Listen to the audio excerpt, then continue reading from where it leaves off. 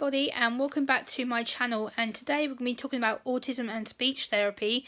So let me introduce what do speech and language therapists do. Speech and language therapists provide life-changing treatment and support for children and adults who have difficulties with communication, such as eating, drinking and swallowing. So what a speech and language therapist can help you with.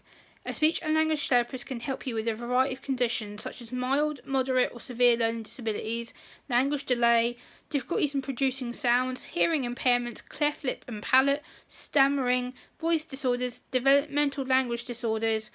So how can they help adults? They can help adults with communication with eating or swallowing, through neurological impairments, mental health issues, learning difficulties, physical disabilities, stammering, hearing impairments. But I want to give you a different perspective on this video from an autistic perspective, such as myself. And I was recently talking to the new speech and language therapist from my local autism service, and she wanted to know how to best support autistic adults who might need speech and language therapy services, and a few ideas to make reasonable adjustments and how to better support us.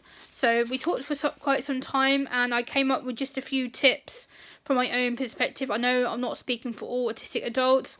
I know that all autistic adults are different across the wide spectrum, but just from my personal perspective of how I felt talking to her and how reassured she made me feel and how safe I felt talking to her, these are the ideas that I came up with.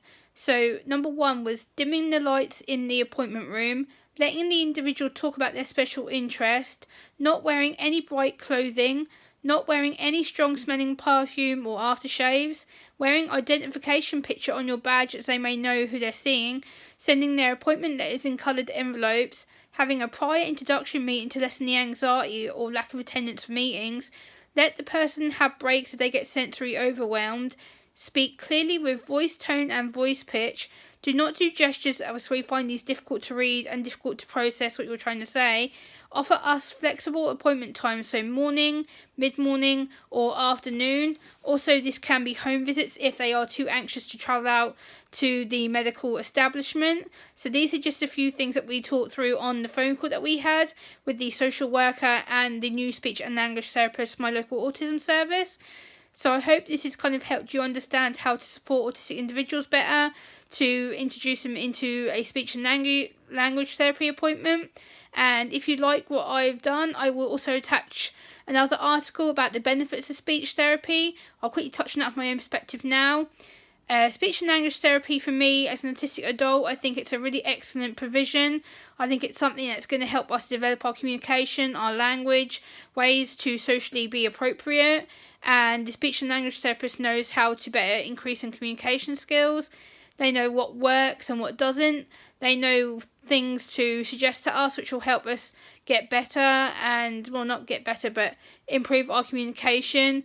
And also I think it's something in the long term that will help both us and them understand how to support individuals better. So if you've liked what I've done here, please like, comment, share and subscribe, and I will be back next time. Bye!